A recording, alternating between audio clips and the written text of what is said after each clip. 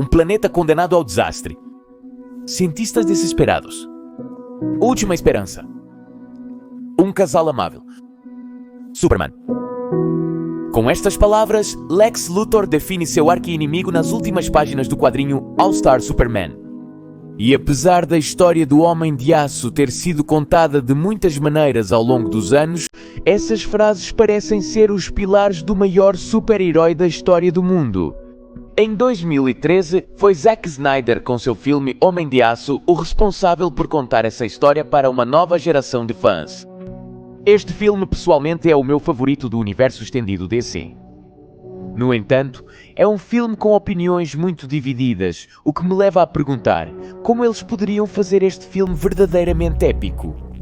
E a resposta está nos quadrinhos. Olá queridos geeks, como estão? Eu sou Go, o Monitor Geek, e neste vídeo vou contar a história que eles poderiam adaptar para tornar o Homem de Aço verdadeiramente épico. Se você é novo no canal, devo dizer que levamos os quadrinhos muito a sério e os analisamos profundamente para poder ver além do óbvio. Hoje vou contar a história do que considero ser a melhor origem do Superman de todos os tempos. Uma história que vem nas páginas do quadrinho Superman, escrito por Mark Waid. Todos nós já sentimos isso alguma vez.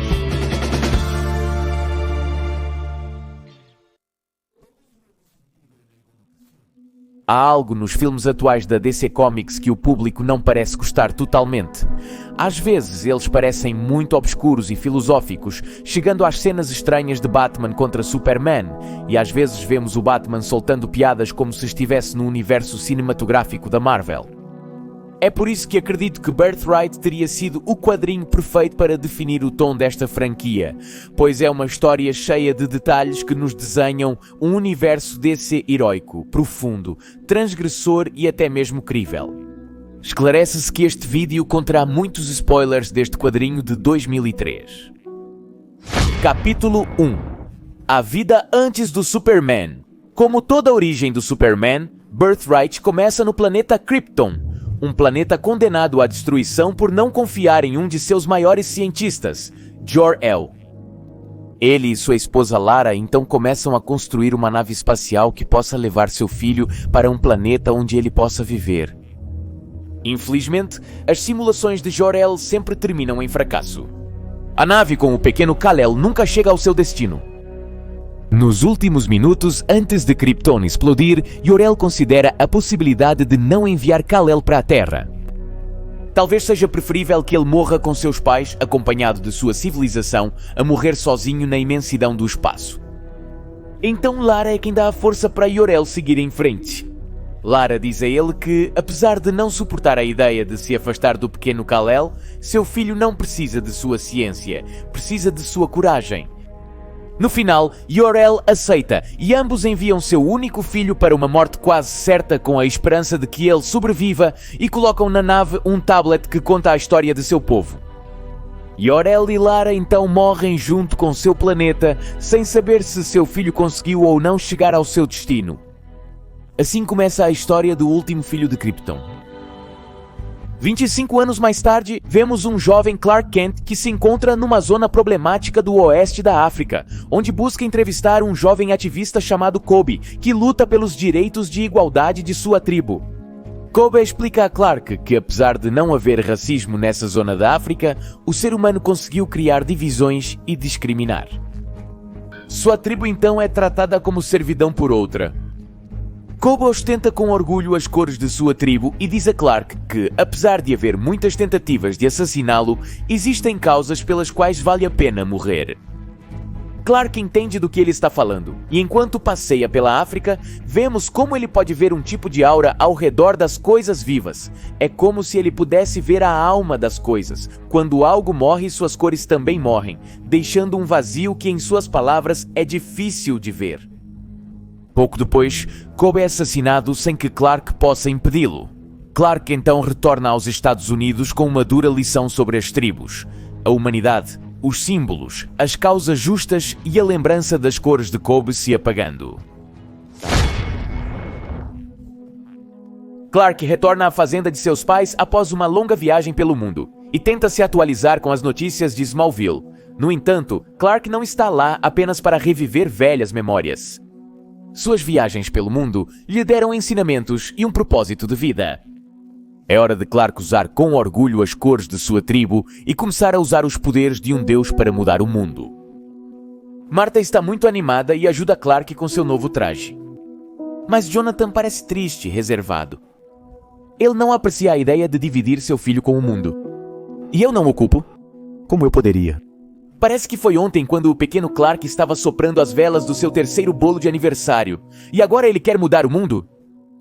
Não, Jonathan deveria ser capaz de proteger seu filho do perigo. E num surto de impotência, tenta destruir a nave que o trouxe à Terra, como se pudesse cortar a conexão que seu filho tem com o planeta Krypton. Quando Clark o vê, fala com ele. E Jonathan finalmente admite que sente falta do seu filho e tem muito medo do perigo que ele pode enfrentar.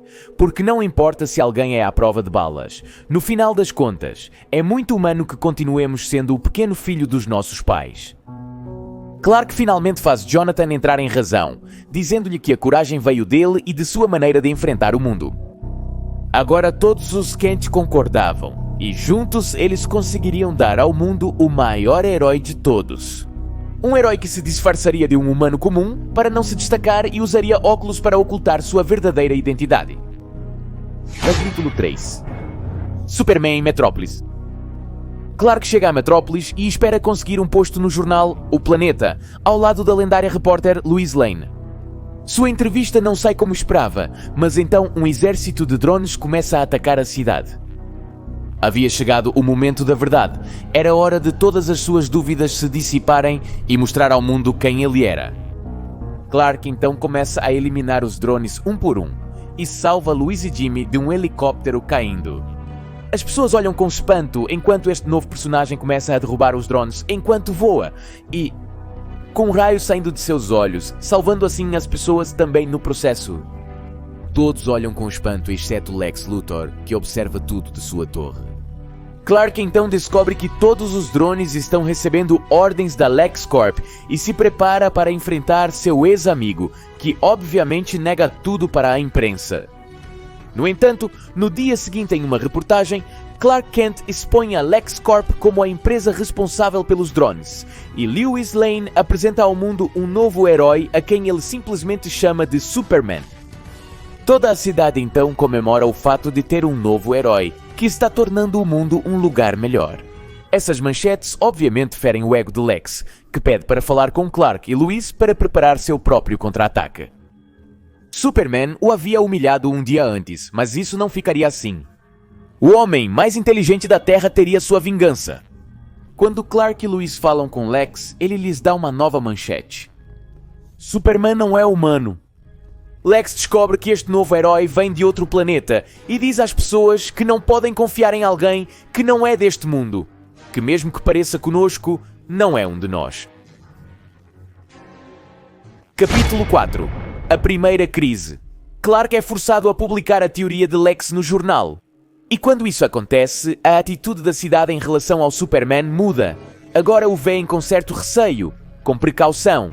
E apesar deste super-homem estar realizando boas ações, quem nos diz que amanhã ele não estará contra nós? A situação se complica quando Lex descobre um material que pode ferir este super-homem. Um material verde que vem precisamente de seu planeta natal, o que comprova a teoria de Lex. Agora, ele sabe exatamente de qual planeta o Superman vem e planeja usar esse conhecimento contra ele. Usando sua tecnologia, Lex consegue aprender mais sobre essa antiga cultura kryptoniana e lança ao público uma série de imagens de satélite que mostram naves kryptonianas com o escudo do Superman se aproximando da Terra. Nós então agimos exatamente como seres humanos e reagimos com medo, rejeição e paranoia ao Superman, apesar dele continuar ajudando as pessoas. Chegou a hora de Lex dar seu golpe final, o golpe que acabará com a reputação do Superman para sempre. Lex faz com que um grupo de militares disfarçados de kryptonianos ataque a cidade de Metrópolis, ao mesmo tempo que espalha pela cidade radiação de kryptonita, enfraquecendo assim o Superman o suficiente para que ele não possa agir. A cidade assiste com horror enquanto sua cidade é lentamente devastada por pessoas que carregam o símbolo do Superman enquanto ele não pode fazer nada para evitar isso e quase morre nas mãos das pessoas da própria cidade, então ele decide voltar para Smallville. Lex havia ganho e agora as pessoas o viam e a Krypton como uma ameaça.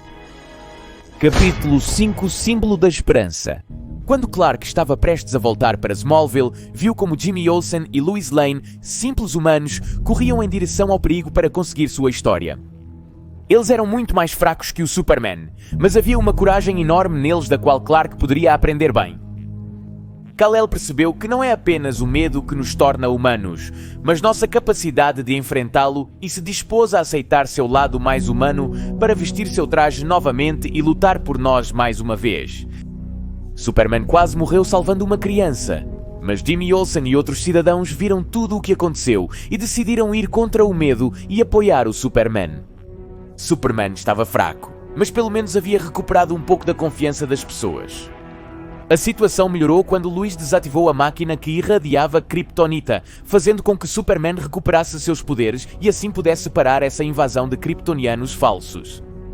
Agora só restava lidar com Lex Luthor, que estava abrindo um portal para o passado para poder se comunicar com o antigo planeta Krypton.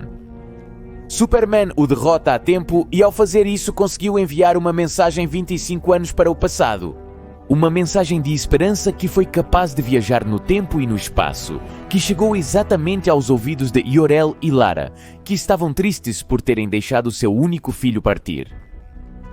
A mensagem que o filho deles enviou 25 anos no futuro foi: "Mamãe, papai, eu consegui." Jor-El e Lara então morreram em seu planeta sabendo que seu filho sobreviveu, e mais do que isso, que seu único filho carrega as cores de seu povo e mantém viva a essência de Krypton. O resto, como todos os quadrinhos, é história.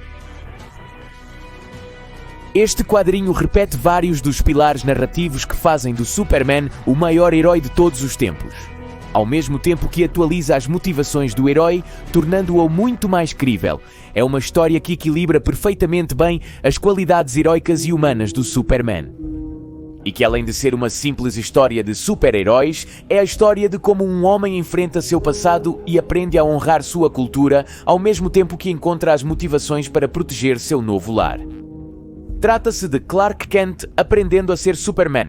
E trata-se de Clark Kent aprendendo sobre os seres humanos, seus lados mais sombrios, suas tribos, suas cores e, acima de tudo, sua capacidade de superar a adversidade.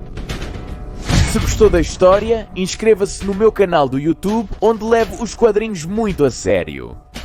Também te convido a me seguir no Instagram, onde acabei de postar alguns painéis extras deste quadrinho. Por hoje é só, sou Go, o Monitor Geek. Até à próxima!